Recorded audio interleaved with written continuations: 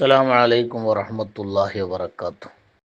ഈ ഗ്രൂപ്പിലുള്ള സാധാരണക്കാരായ എൻ്റെ സുഹൃത്തുക്കളോട് ചില വിഷയങ്ങൾ പങ്കുവെക്കാനുണ്ട്. അതിനു വേണ്ടിയാണ് ഇപ്പോൾ വോയിസിൽ വരുന്നത്.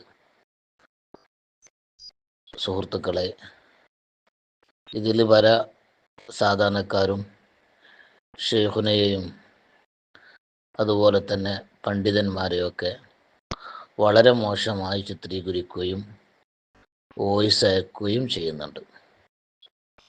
ഇത് കുറേ ആയി ഞാനിതിങ്ങനെ കേട്ടുകൊണ്ടിരിക്കുകയാണ്. ഈ ഗ്രൂപ്പിലേക്ക് ആരും എന്നെ ആഡ് ചെയ്താണ്, പക്ഷെ ഞാനതുവരെ പ്രതികരിച്ചിട്ടില്ല. പക്ഷെ ഇപ്പോൾ വളരെ രൂക്ഷമായ രീതിയിലാണ് പല ആളുകളും പോസ്റ്ററുകളും അതുപോലെ തന്നെ വോയിസുകളൊക്കെ അയക്കുന്നത്. ഇത് കാണുമ്പോൾ വലിയൊരു വിഷമം തോന്നുകയാണ്. അപ്പോൾ വോയിസിൽ വരികയാണ്. ചിലത് എനിക്ക് പറയാനുണ്ട്. ഞാനിത് വളരെ സ്നേഹത്തോടു കൂടിയാണ് നിങ്ങളോട് പറയുന്നത്. വേറെ എന്തെങ്കിലും പ്രശ്നമോ വിദ്വേഷമോ ഒന്നും എനിക്കില്ല. അൽ മഹബ്ബത്തു ഫില്ലാഹി യൂജിബു റിളല്ലാഹ്.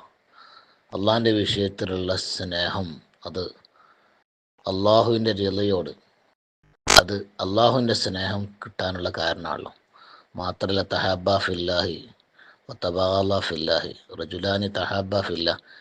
രണ്ടാളുകൾ അള്ളാഹിൻ്റെ വിഷയത്തിൽ സ്നേഹിച്ചാൽ അർശിൻ്റെ നേര് കിട്ടുന്നല്ലേ പറഞ്ഞ്. ആ ഒരൊറ്റ നീയത്തിലാണ് നിങ്ങളോട് ഈ കാര്യങ്ങൾ പറയുന്നത്. ഇപ്പോൾ കാരന്തൂരും അതുപോലെ തന്നെ കരിക്കോടൊക്കെ വെച്ചിട്ട് തലപ്പാവുധാരികളായ വേഷധാരികളായ ചില ആളുകൾ സ്വന്തം ഉസ്താദിനെയും വലിയ വലിയ ആലിമീങ്ങളൊക്കെ ലക്ഷണം കെട്ട, അതുപോലെ തന്നെ തന്ത മൊല്ലന്മാർ, അതുപോലെ അങ്ങനെയുള്ള ഓരോ പരാമർശങ്ങൾ പല സ്റ്റേജ് വെച്ചിട്ടും അവരിങ്ങനെ പറഞ്ഞുകൊണ്ടിരിക്കുകയാണ്. അപ്പോൾ അവിടെ ഒരുമിച്ച് കൂടി ഏതാനും ചില സാധാരണക്കാർ, ഗ്രൂപ്പ് ചിലപ്പോൾ അവരുണ്ടാവും, ഏതാനും ചില സാധാരണക്കാർ അല്ലാഹു അക്ബർ എന്ന് പറഞ്ഞ് തക്ബീർ ചെല്ലുന്നതായിട്ട് കേട്ടിട്ടുണ്ട്. അല്ലാഹു അക്ബർ എന്ന് അല്ലാഹു വലിയവനാണ് അല്ലേ? നമ്മൾ സന്തോഷം കേൾക്കുമ്പോൾ, അല്ലെ ഒരു ആലിമ് വരുമ്പോൾ, അതല്ലെങ്കിൽ ഒരു ആലിമിൻ്റെ നാമം കേൾക്കുമ്പോൾ, ഒരു സയ്യിദിൻ്റെ നാമം കേൾക്കുമ്പോൾ അല്ലാഹു അക്ബർ എന്ന് പറയണം. അള്ളയാണ് വലിയവൻ എന്ന് നമ്മൾ പറയാണ്. ഇത്ര ആര് പൊന്തിയാലും അള്ളാഹിനേക്കാൾ പൊന്തൂലല്ലോ. അപ്പോൾ അള്ളാഹു ആണ് എല്ലാത്തിനും കഴിവുള്ളവനും വലിയവനും എന്നാണ് പറയുന്നത്. അത് കേൾക്കുന്ന ഒരു ആലിമ് ആ സദസ്സിലേക്ക് കയറി വരുമ്പോൾ, അല്ലെങ്കിൽ എൻ്റെ പേര് കേൾക്കുമ്പോൾ അല്ലാഹു അക്ബർ എന്ന് നാടന്മാർ പറയുമ്പോൾ, അല്ലെ മറ്റുള്ള ആളുകൾ പറയുമ്പോൾ, അയാളെ മനസ്സിലെന്താ ഉള്ളത്? പഠിച്ചോനെ, ഞാനൊന്നുമല്ല എന്നാണ് വിളിച്ചറിയണത്. അള്ളാണ് വലിയവനും, അതാ മനസ്സിലാക്കണ്ടേ. അപ്പം അത് ഗീബത്തും നമീമത്തും പറയുമ്പോൾ, ഒരു ആലിമിനെ ചീത്ത പറയുമ്പോൾ അല്ലാഹു അക്ബർ എന്ന് പറയുമ്പോൾ എന്താണ് അതിൻ്റെ അർത്ഥം എന്നുള്ള സാധാരണക്കാർ മനസ്സിലാക്കണം. അള്ളാഹു എന്ന ദിക്ർ, വല ദിക്റുല്ലാഹി അക്ബർ എന്നല്ലേ? അത് നമ്മൾ വേണ്ടാത്തതിനെ ഉപയോഗിക്കാൻ പാടില്ല. വേണ്ടാത്ത സ്ഥലത്ത് ഉപയോഗിക്കൽ ളുൽമാണ്, അത് അക്രമാണ്. അള്ളാഹുവിന് ഇഷ്ടമുണ്ടാവില്ല. ഒരു ആലിമിനെ തെറി പറയുമ്പോൾ അള്ളാഹ് വലിയവനാണ്, അള്ളാഹിൻ്റെ പേര് അവിടെ ഉച്ചരിക്കുക എന്ന് പറഞ്ഞാൽ അതൊരിക്കലും അള്ളാഹ്ക്ക് ഇഷ്ടമുണ്ടാവില്ല. അതുകൊണ്ട് സാധാരണക്കാരോട് പറയാനുള്ളത്, നിങ്ങൾ കേൾക്കുന്നതും കാണുന്നതും നിങ്ങളൊരു പക്ഷേ തെറ്റിദ്ധരിച്ചിട്ടുണ്ടാവും. നിങ്ങളെ തെറ്റിദ്ധാരണയാണ് അതിന് കാരണം. പല കള്ളക്കറാമത്തും ചിലപ്പോൾ കാണുക, കേൾക്കുക, അല്ലെങ്കിൽ പറഞ്ഞ് പെരുപ്പിച്ചിട്ട് ഇല്ലാത്തത് പ്രചരിപ്പിച്ച് അതിന് ചില വാടക തൊഴിലാളികൾ, ചില ആളുകൾ ഇറക്കുമതി ചെയ്തിട്ടുണ്ട്. ആ ഇറക്കുമതിയാണ് ഇപ്പോൾ നമ്മൾ കണ്ടുകൊണ്ടിരിക്കുന്നത്. ചില ആളുകൾ ഇപ്പോഴും മാളത്തിലാണ്, ചില സമയത്തേ പൊന്തി വരുള്ളൂ. എന്നിട്ട് ഓന് ഇറങ്ങി വന്നിട്ട് എന്ത് ചെയ്യും? ചില സ്റ്റേജിലൊക്കെ വന്ന് വലിയ ഒരു വലിയൻ്റെ, അല്ലെങ്കിൽ എന്താ പറയുക, അങ്ങനത്തെ ആൾക്കാരെ വേഷം ധരിച്ചിട്ട് പൊത്തൊക്കെ മൂടി കണ്ണൊക്കെ മേപ്പട്ടാക്കി എന്ത് ചെയ്യും? ഇന്നലെ മെഞ്ഞാന്നൊക്കെ ചിലപ്പോൾ വേറെ എവിടെ ആയിരിക്കും, ഏതെങ്കിലും ഗ്ലോബൽ വില്ലേജിലോ അല്ലെങ്കിൽ വേറെ ഏതെങ്കിലും തോന്നിയാസം നടക്കുന്ന സ്ഥലത്തൊക്കെ ആയിരിക്കും ഉണ്ടാകുക. ഒരു സുപ്രഭാതത്തിൽ എന്ത് ചെയ്യും? പെട്ടെന്ന് വന്നിട്ട് വേഷം മാറി വന്നിട്ട് തസ്മീമാലയും അതുപോലെ തന്നെ പൊതപ്പൊക്കെ മൂടി വലിയ തലയൊക്കെ കെട്ടി ഇങ്ങനെ എന്ത് ചെയ്യും, ഓ പ്രത്യക്ഷപ്പെട്ടിട്ട് കുറച്ച് ബൈത്തൊക്കെ ചൊല്ലും. ബൈത്തൊക്കെ ചൊല്ലിയിട്ട് എന്ത് ചെയ്യും, ഇങ്ങോട്ട് അതിൻ്റെ റസൂലുള്ളാഹിൻ്റെ മദ്ഹാണ് അല്ലെ സിയം വലുല്ലാഹിൻ്റെ മദ്ഹാണെന്ന് ലേബിളിലാണ് ഉണ്ടാകുക. എന്നിട്ട് അവിടെ വെച്ചിട്ട് പിന്നെന്താ, അവിടെയുള്ള സാധാരണക്കാർക്ക് കൊടുക്കുന്ന മെസ്സേജ്, നിങ്ങൾ വലിയ മല പോലെയുള്ള ആലിമീങ്ങളെ ചീത്ത പറയണം, കന്ത എന്ന് വിളിക്കണം, ഒന്നുമല്ല, അവരൊക്കെ വളരെ മോശക്കാരാണ്, ഇപ്പം ഞാനാണ് വലിയ, എന്നെ നിങ്ങൾ ഉൾക്കൊള്ളണം എന്ന് പറഞ്ഞിട്ട് ഓൻ എന്ത് ചെയ്യും, ഓൻ്റെ വണ്ടി ഓൻ കയറി പോകും. ചിലപ്പോൾ അതിൽ നിന്ന് എന്തെങ്കിലും ഒരു ദുനിയവിയായ ഒരു ബെനിഫിറ്റ് ഓന് കിട്ടും. പണ്ടേ ഉണ്ടാക്കുന്ന അങ്ങനെ തന്നെയാണ്. ഏതെങ്കിലും ഒരു ഹാജിയാരെ, ഒരു പണക്കാരനെ കിട്ടിയാൽ അയാളെ സ്വന്തമായിട്ട് വിളിച്ചിട്ട് എന്ത് ചെയ്യും, കണ്ണു മേപ്പട്ടാക്കി പറയും, നിങ്ങളോട് മാത്രമേ എനിക്ക് ചോദിക്കാനുള്ള അവകാശം യാക്കൂത്തുൽ അർശ് തന്നിട്ടുള്ളൂ, അല്ലെ മാറൂഫുൽ കർഹി, അല്ലെ ഗൗസുൽ ആളം, എനിക്ക് നിങ്ങളോട് മാത്രം, വേറെ ആരോടും ചോദിക്കും, ഇതുവരെ ചോദിക്കാനുള്ള അവകാശമില്ല, അതുകൊണ്ട് കാട്ടിൽ ഇന്ന എത്തിമക്കളുണ്ട്, അല്ലെ ത്വാഹ ഷേഖിൻ്റെ മോന് ക്യാൻസറാണ് എന്ന് പറഞ്ഞിട്ട് എന്ത് ചെയ്യും, ലക്ഷങ്ങൾ വാങ്ങിയിട്ടുണ്ട്. അന്ന് എനിക്കറിയാം, അതൊക്കെ ഞാൻ അനുഭവിച്ചതാണ്. ഞാൻ തന്നെ പല ആളുകളിൽ നിന്നും ക്യാഷ് വാങ്ങി കൊടുത്തിട്ടുണ്ട്. അള്ളാഹു തആല പുറത്ത് തരട്ടെ. അന്നത്തെ ഒരു ചതിയിൽ നിങ്ങളൊക്കെ കുടുങ്ങി, ഇപ്പോഴും നിങ്ങൾ കുടുങ്ങിക്കൊടുക്കാണല്ലോ. ഞാൻ അതിൽ രക്ഷപ്പെട്ടു. അന്നത്തെ ആ ഒരു സ്വീപ്പിൽ പെട്ടിട്ട് ഞാനും എന്തായി, അന്ന് പറഞ്ഞാൽ എല്ലാവരും അംഗീകരിക്കുന്ന സമയമായിരുന്നു. എന്നാൽ പിന്നെ പറഞ്ഞിട്ട് കാര്യമല്ല, വലിയ വലിയ ആൾക്കാരൊക്കെ കൊണ്ടെടുക്കുകയും ധരിപ്പിച്ചതും ചെയ്യുന്ന ഒരു സമയത്താണ് ഞാനും കുടുങ്ങിയത്. അപ്പോൾ ആ സമയത്ത് പല ആളുകളും അത്തറ് കൊണ്ടുകൊടുത്താൽ പറയുന്നത്, നിങ്ങൾ ഇന്നലെ കൊണ്ടുവന്നല്ലേ, കഴിഞ്ഞ ആഴ്ച കൊണ്ടുവന്ന അത്തറ് ഔസുല്ലാളമാണ് പറ്റിയത്, യാക്കുത്തറഷിയാണ് പറ്റിയത്. അപ്പോൾ അയാൾ എന്ത് ചെയ്യും, പിന്നെ ഒരു വാബിർ സബീൽ പറഞ്ഞൊരു അത്തർ എവിടെയും കിട്ടൂല എന്ന് പറഞ്ഞ് പാവം ഒരു സാധുവിനെ പറ്റിച്ച്, അങ്ങനെ കമ്പനിയിലൊക്കെ പോയി അന്വേഷിച്ച് അത് നിർത്തലാക്കിയിട്ടുണ്ട്. എന്നാലും അത് കിട്ടുമോയെന്നൊക്കെ അന്വേഷിച്ച് അത് അങ്ങനെയൊക്കെ നാടന്മാരായ ആളുകളെ പറ്റിച്ചിട്ടുണ്ട്. സ്വന്തം കല്യാണത്തിന് വേണ്ടിയിട്ട് മഹറിനും ഭാര്യയ്ക്കുള്ള പർദ്ദ മറ്റൊക്കെയുള്ള എല്ലാതും ഹിജാബും ഓൻക്കുള്ള ചെരുപ്പും കന്തൂറിയും മറ്റും മറിച്ചൊക്കെ എന്ത് ചെയ്യാണ്, ഒരു സാധുവിനെ പറ്റിച്ചുണ്ടാക്കി. അതിന് മഹറിൻ്റെ പൈസ എപ്പോഴും ചിലപ്പോൾ കൊടുക്കാണ്ടെന്നാണ് കേട്ടത്. അപ്പം അങ്ങനെയുള്ള ഒരാൾ പ്രത്യക്ഷത്തിൽ ഇങ്ങനെ വന്നിട്ട്, സാക്ഷാൽ ബറസീസ എന്ന് പറയുന്നൊരു നല്ലൊരാളുണ്ടായിരുന്നല്ലോ, അയാളെ പറ്റിച്ചില്ലേ ഇബ്ലീസ് ലഅനത്തുല്ലാഹി അലൈഹി. നല്ലൊരു നല്ലൊരു മനുഷ്യനായിരുന്നു ബറസീസ. പക്ഷെ പല നിലക്കും പേപ്പിക്കാൻ ശ്രമിച്ചിട്ട് നടന്നില്ല.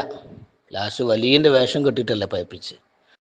വലിയൻ്റെ വേഷം കെട്ടി അയാൾ ഇബാദത്ത് ചെയ്യുന്ന ടെൻറ്റ് പോയിട്ട് ഈ ചങ്ങായി പോയിട്ട് ഇബ്ലീസിൻ്റെ വേഷം കെട്ടിയിട്ട് വിശ്രമല്ലാതെ അങ്ങോട്ട് ഇബാദത്ത് ചെയ്തപ്പോൾ എന്തായി, ബർസീസക്ക് തോന്നിപ്പോയി ഇയാൾ വലിയ മഹാനാണ്. അങ്ങനെ കുടുങ്ങിപ്പോയത് നമുക്കറിയാലോ, ആ ചരിത്രം നമുക്കറിയാം, വിശദീകരിക്കില്ല. അവസാനം ആ ബർസീസ ഈമാനില്ലാതെ ചത്തുപോയിട്ടുണ്ട് ഇവൻ്റെ സ്വീപ്പിൽ. അങ്ങനെ ഇപ്പോൾ ഉള്ള എൻ്റെ സാധാരണക്കാരൻ മനസ്സിലാക്കേണ്ടത്, ഇപ്പം ഈമാൻ പിയപ്പിക്കാൻ വേണ്ടി വരുന്നത് ഇപ്പം വേഷം കെട്ടിയ ചില ആളുകളാണ്. അതിൽപ്പെട്ട ഒരാളാണ് ഞാൻ ഈ പരാമർശിക്കപ്പെട്ട വ്യക്തി. അതുകൊണ്ട് ആ സ്വീപ്പിൽ പെടണ്ട. ഇങ്ങനൊക്കെ ചതിപ്രയോഗങ്ങൾ നടത്തിയിട്ട് ഒരു സുപ്രഭാതത്തിൽ സമസ്ത കേരള ജമിയത്തുൽ ഉലമ എല്ലാം അറിഞ്ഞു. പഠനത്തിന് വേണ്ടി ചെറിയ ആൾക്കാരല്ല നിയമിച്ചത്. 5 അംഗ സമിതിയിൽ വലിയ മഹാന്മാരായ പണ്ഡിതന്മാർ, അവരിൽ ചില ആൾക്കാർക്ക് വഫാത്തായിപ്പോയി, അള്ളാഹു അവരെ ഖബർ സന്തോഷത്തിലാക്കി കൊടുക്കട്ടെ. അവർ പഠിച്ചു. സമസ്ത കേരള ജമിയത്തുൽ ഉലമയിലെ മുഷാവറ, അതിൽ നിന്ന് 5 ആളുകളെ നിയമിച്ച് അവർ പഠിച്ചു. പഠന റിപ്പോർട്ട് സമസ്തയിൽ വെച്ചു. ഐക്യകണ്ഠേന 40 ആലിമ്യങ്ങൾ ചർച്ച ചെയ്ത് ഇവനിൽ ചില ശരീഅത്തിന് വിരുദ്ധമായ ചില വിഷയങ്ങളുണ്ട്, ഒരിക്കലും ഇസ്ലാം അംഗീകരിക്കാത്ത ചില വിഷയങ്ങളും പരാമർശങ്ങളും ചതിപ്രയോഗങ്ങളും ഇദ്ദേഹത്തിലുണ്ട്, അതുകൊണ്ട് വിട്ടു നിൽക്കണം. ആരാ പറഞ്ഞ്? ഷെയ്ഖുന CM വലിയുല്ലാഹി ദീനിൻ്റെ കാര്യം ഏൽപ്പിച്ചു, ഓരോ കൂടെ കൂടിക്കോളി എന്ന് പറഞ്ഞ ഷെയ്ഖുന അടക്കമുള്ള കോട്ടൂർ ഉസ്താദിനെ പോലെയുള്ള ഓക്കെ ഉസ്താദ് വലിയാണ് എന്ന് പറഞ്ഞ ഈ സുലൈമാൻ ഉസ്താദ്, അള്ളാഹു ദീർഘായുസ്സ് കൊടുക്കട്ടെ, അങ്ങനെയുള്ള ആലിമീങ്ങളൊക്കെ ഇരുന്ന് അവർ ചർച്ച ചെയ്ത്, വെറുതെ ഒരാളെ പറ്റി ഇവത്തിന് സമസ്ത മുഷാവറ കൂടൂല, മനസ്സിലായില്ലേ? അവർ പഠിച്ചു. ആ പഠന റിപ്പോർട്ട് പത്രമാധ്യമത്തിൽ അവർ പബ്ലിസിറ്റി ചെയ്തു. അവർ വിട്ടു നിൽക്കണം, നമ്മളോട് വിട്ടു നിൽക്കാൻ പറഞ്ഞു. അൽഹംദുലില്ലാ പല ആളുകളും വിട്ടുനിന്ന്. അവരിൽ വിശ്വാസമുള്ള, അതായത് സമസ്ത കേരള ജമിയത്തുൽ ഉലമ എന്ന് പറഞ്ഞാൽ സാധാരണ ഉള്ള ഒരു സഭയല്ല, നമുക്കറിയാം. വലിയ വലിയ ആലിമീങ്ങളാണ്. അവർ പഠിച്ച് റിപ്പോർട്ട് തന്നപ്പോൾ പല ആളുകളും അൽഹംദുലില്ലാ അങ്ങനെയൊക്കെ നമ്മളും അങ്ങനെ വിട്ടു നിന്നതാണ്. അങ്ങനെ വിട്ട് നിന്ന് പല ആളുകളും ഹിദായത്തിൻ്റെ മാർഗത്തിലേക്ക് വന്നു. എന്നാൽ ഇത് ചില ആളുകൾ രസിച്ചില്ല. ഏത്? ഈ ആലിമീങ്ങളെടുത്ത തീരുമാനം അത് വ്യക്തിവൈരാഗ്യമാണ്, അത് സംഘടനക്ക് എന്തെങ്കിലും കോട്ടം വരുന്ന നിലക്കോലും ഒറ്റ നിർത്തിയാണെന്ന് വ്യാഖ്യാനിച്ച് കുറച്ചു കാലം ഉസ്താദ് അവർക്ക് അനുകൂലമായിരുന്നു എന്നായിരുന്നു അവിടെ പ്രഖ്യാപിച്ചിരുന്നത്. അതിൽ എന്നോടൊക്കെ പറഞ്ഞിട്ടുണ്ട്, ഞാൻ പറഞ്ഞ മുമ്പൊരു വോയിസ് ഞാൻ പറഞ്ഞിട്ടുണ്ട്, ഈ ഉസ്താദ് ഫോം വിളിച്ചെന്ന് ഞാൻ വിശദീകരിക്കില്ല. പിന്നെ കുറച്ചു കാലം അങ്ങനെ തന്നെ നടന്നു. ഉള്ളാദങ്ങളെ മദ്ഹ് പറഞ്ഞ്, പി ഉസ്താദിനെ മദ്ഹ് പറഞ്ഞ്, ആദർശ മുന്നേറ്റം ലേബിളിൽ എന്തായി കുറേ നടന്നു. അതിൽ റസൂള്ള നേരിട്ട് ഏൽപ്പിച്ചൊരു തങ്ങളുണ്ടായി ദ്വാരക്കാൻ, കുഞ്ഞുമോൻ തങ്ങൾ എന്നൊരു പേര്. അന്ന് ഹാഫിദ് പറഞ്ഞ അങ്ങനെ റസൂള്ള എല്ലാ ആദർശ മുന്നേറ്റം ദ്വാരക്കാൻ ഏൽപ്പിച്ചിട്ടുണ്ട്. ആ സാധു അങ്ങനെ കുറേ ദ്വാരുന്നു. പിന്നെ അദ്ദേഹം എൻ്റെ വീട്ടിൽ വന്ന ഒരു ദിവസം എന്നോട് പറഞ്ഞു ഇങ്ങനെയൊക്കെയാണ്. പിന്നെ അദ്ദേഹം എന്തായി അൽഹംദുലില്ലാ അതിൽ നിന്ന് രക്ഷപ്പെട്ടു. പിന്നെ കുറേ കാലം എന്തായി നമ്മളെ ഫസൽ തങ്ങൾ, അള്ളാഹു ദീർഘായുസ്സ് കൊടുക്കട്ടെ, അദ്ദേഹം കുറച്ച് കാലങ്ങൾ നടന്ന് അദ്ദേഹം തിരിച്ചു വന്ന്. അങ്ങനെ പല ആളുകളും തിരിച്ചു വന്ന്. മനസ്സിലാക്കണേ, ഓരോരുത്തർ ആവശ്യമായത് തന്നെ ഓരോരുത്തരെ പിരികേറ്റാൻ പറ്റിയാണ് ഓരോരുത്തർ പറയാൻ. അങ്ങനെ നടന്നെങ്കിലും കുറേ ആൾക്കാരൊക്കെ അൽഹംദുലില്ലാ രക്ഷപ്പെട്ടു. ഇപ്പം അതിൽ കുറച്ച് സാധാരണക്കാർ അതിൽ ഒട്ടി നിൽക്കുന്നുണ്ട്. അവരോടാണ് ഞാനിത് പറയുന്നത്. എൻ്റെ വളരെ സ്നേഹത്തോടുകൂടി ഉപദേശമാണ് ഇത്, പറയൽ എൻ്റെ ഒരു കടമയാണ്. ചിലപ്പോൾ അതിൻ്റെ പേരിൽ കുറേ നഷ്ടങ്ങളൊക്കെ സംഭവിക്കാം. എന്നാലും ഈ വോയിസ് ഖിയാമത്ത് വരെ നിലനിൽക്കും. ഇത് മഹ്ശറയിൽ ഈ വോയിസ് എന്ത് ചെയ്യും? ഉണ്ടാവും, ഉറപ്പാണ്. ഇത് ഞാൻ പറഞ്ഞില്ലെങ്കിൽ, ഞാൻ അവിടെ ഉള്ള ആളായി പിന്നീട് വന്ന് ഈ ജനങ്ങളൊക്കെ നരകത്തിലേക്ക് ഒരാളിങ്ങനെ വലിച്ചു കൊണ്ടുപോകുമ്പോൾ, ആലിമീങ്ങളെ ഗീബത്തും നമീമത്തും പറഞ്ഞ് സ്റ്റേജാന്തരം കെട്ടിയിട്ട് എന്തായി വാടക തൊഴിലാളികൾ പല സ്ഥലത്തും വന്ന് ഛർദ്ദിക്കുമ്പോൾ, അപ്പം ഞാനതെന്ത് ചെയ്യണം? ഒന്ന് പറയണം. പറഞ്ഞില്ലേ റബ്ബിൻ്റെ കോടതിയിൽ ഞാൻ കുറ്റക്കാരനാവും. ദുനിയവിയായ നഷ്ടങ്ങൾ പലതും എനിക്ക് സംഭവിച്ചിട്ടുണ്ട്, ഇനിയും സംഭവിക്കാൻ സാധ്യത. അതിനൊന്നും പ്രശ്നമല്ല. അൽഹംദുലില്ലാ കുല്ലൻ യുസീബനാ ഇല്ലാ മാ കതബല്ലാഹു ലനാ ഹുവ മൗലാനാ വഅലല്ലാഹി ഫല്യതവക്കലിൽ മുഅ്മിനൂൻ എന്ന ആയത്തിൽ എനിക്ക് വിശ്വാസമുണ്ട്. എന്ത് വന്നാലും ഒക്കെ അള്ളാഹുവിൻ്റെ തീരുമാനമാണ്. പക്ഷെ ഇത് ഞാൻ പറയേണ്ടത് തന്നെ, പറയേണ്ട സമയത്ത് പറഞ്ഞില്ലെങ്കിൽ ഇപ്പോഴും ഈ ഗ്രൂപ്പിലുള്ള സാധാരണക്കാർ എന്തൊക്കെയാണ് ഈ പുസ്തകം കാന്തപ്പെന്നും അത് പറയാൻ തോന്നില്ല. പൊന്മുളസ്ഥാന് പന്നീരായ പേരോട് ഉസ്താദിനൊക്കെ വളരെ മോശമായിട്ട് ചിത്രീകരിക്കുന്ന കാണുമ്പോൾ അത് പറഞ്ഞില്ലെങ്കിൽ റബ്ബിൻ്റെ കോടതി ഞാൻ മറുപടി പറയേണ്ടി വരും. അതുകൊണ്ട് അത് പേടിച്ചിട്ടാണ് എന്ത് ചെയ്യുന്നത്. ഞാനിപ്പോൾ നിങ്ങൾ പറയും, പണ്ട് സിഹർ ചെയ്തിട്ടുണ്ട്, അപകടം പറ്റിയിട്ടുണ്ട്. അതൊക്കെ എന്നോട് ബഹുമാനപ്പെട്ട കരീം ഉസ്താദ്, കള്ളന്തോട് കരീം ഉസ്താദിനോട് പറഞ്ഞിട്ടുണ്ട്. ഞാൻ വണ്ടി ആക്സിഡൻ്റ് ആയിട്ട് അന്ന് രാത്രി ഞാൻ മറ്റൊരു വോയിസ് ഞാൻ പറഞ്ഞിട്ടുണ്ട്, ചുരുക്കി പറയട്ടെ. വണ്ടി ആക്സിഡൻ്റ് ആയിട്ടുണ്ടായി, ഞാൻ പോയി കരീം ഉസ്താദിൻ്റെ അടുത്ത് പോയി. ഉസ്താദിനോട് സലാം പറഞ്ഞപ്പോൾ ഉസ്താദ് എന്നോട് പറഞ്ഞ് സലാം അലൈക്കും എന്ന് പറഞ്ഞപ്പോൾ, അത് വല്ലാഹി സത്യ പറയണേ, ഞാൻ സലാം മാത്രം പറഞ്ഞിട്ടുള്ളൂ. ഉസ്താദ് എന്നോട് ചോദിച്ച് നിങ്ങളെ വണ്ടി കുത്തി മറിഞ്ഞത് അത് ഹാഫിളിൻ്റെ കുരുത്തക്കേടാണോ നിങ്ങൾക്ക് തോന്നുന്നുണ്ടോ ചോദിച്ചു. ഞാനൊന്നും മിണ്ടില്ല. വീണ്ടും ഗൗരവത്തിൽ ആണോ ചോദിച്ചു. എൻ്റെ കണ്ണിൽ നിന്ന് വെള്ളം വന്നു. അപ്പം എന്നോട് പറഞ്ഞു അങ്ങനെ തോന്നാൻ പാടില്ല, കുരുത്തക്കേടൊന്നുമല്ല, സാക്ഷാൽ ഹാഫിദ് നിങ്ങൾക്ക് സിഹർ ചെയ്തതാണ്. കരീം ഉസ്താദ് പറഞ്ഞതാണ്, സിഹർ ചെയ്താണ്, നിങ്ങൾ പൊടിയായി പോകാൻ വേണ്ടിയിട്ട് സിഹർ ചെയ്തതാ. പക്ഷേ നിങ്ങൾ രക്ഷപ്പെടാനുള്ള കാരണം എന്താ നിങ്ങൾക്കറിയോ? രക്ഷപ്പെടാനുള്ള കാരണം എന്താ നിങ്ങൾക്കറിയോ? ഞാൻ ഒന്നും വേണ്ടിയില്ല. അതായത് സുൽത്താനുൽ ഉലമയുടെ കറാമത്താണ്. സമസ്ത കേരള ജമിയത്തുൽ ഉലമ തീരുമാനമെടുത്ത വയൽ നിങ്ങൾ ഉറച്ചുന്നില്ലേ, അതിൻ്റെ പൊരുത്തം കൊണ്ടാണ് രക്ഷപ്പെടുത്തപ്പെട്ടത്. കണ്ണടക്കൂ എന്ന് പറഞ്ഞു. കണ്ണ് തുറന്നു പോന്ന് ഞാനത് ബാത്തിലാക്കിയിരിക്കുന്നു.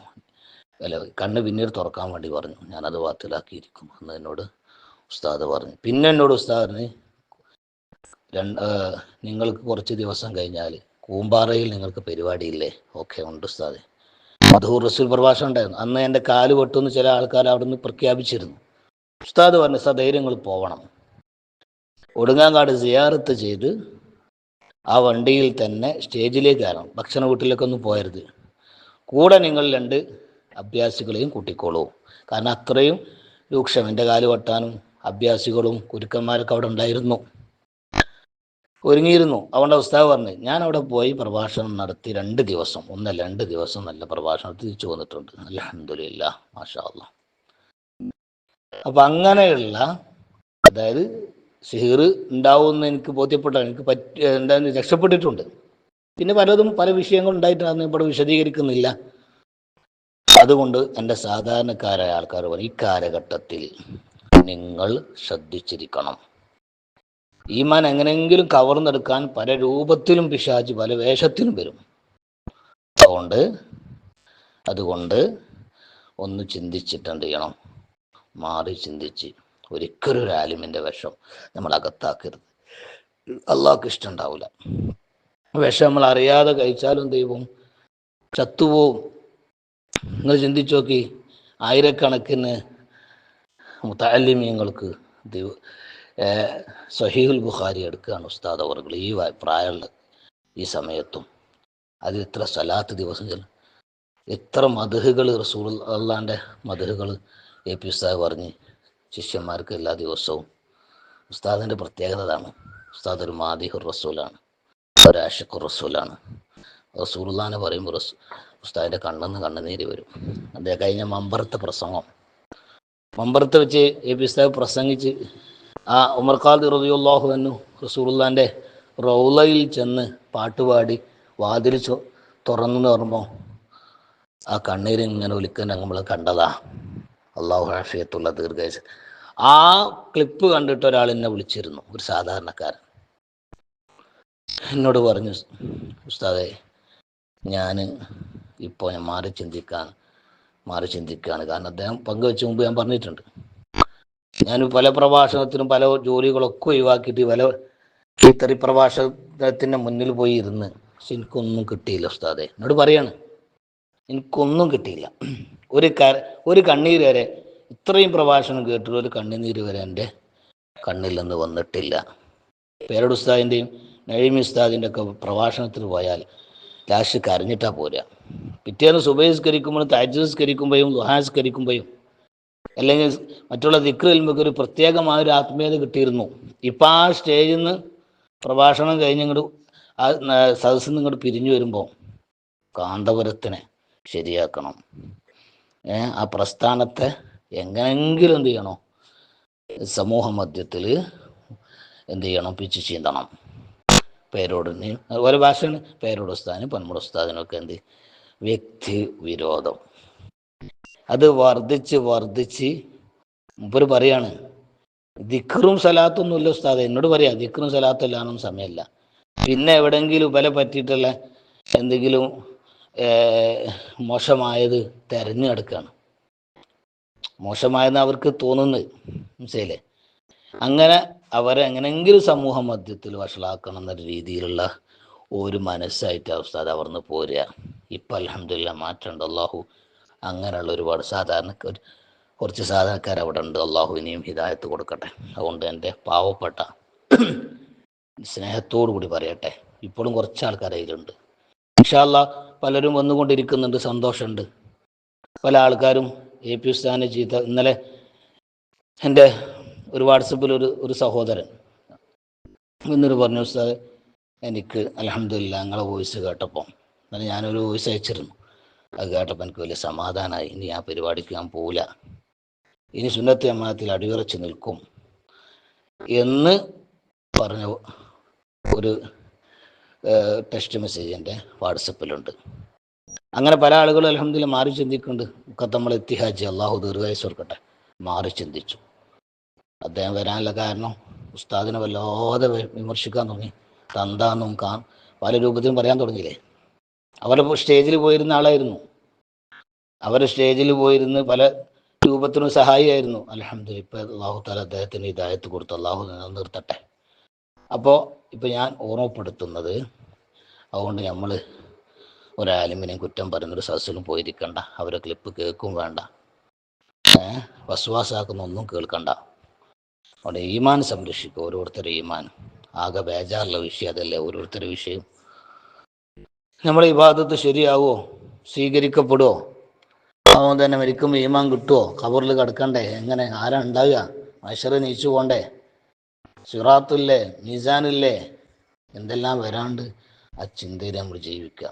കഴിവിൻ്റെ പരമാവധി ദ്യക്കുൻ ആലിമൻ ഔ മുതഅല്ലിമൻ ഔ മുസ്തമിഅൻ ഔ മുഹിബ്ബൻ, ഏതെങ്കിലും ഒന്നാ. വലാത്തക്കുൻ ഖാമിസ, അഞ്ചാമത്തേൽ ഈബത്ത് പറയുന്ന ഒന്നുകിൽ മുഹിബ്ബെങ്കിലും ആകാം.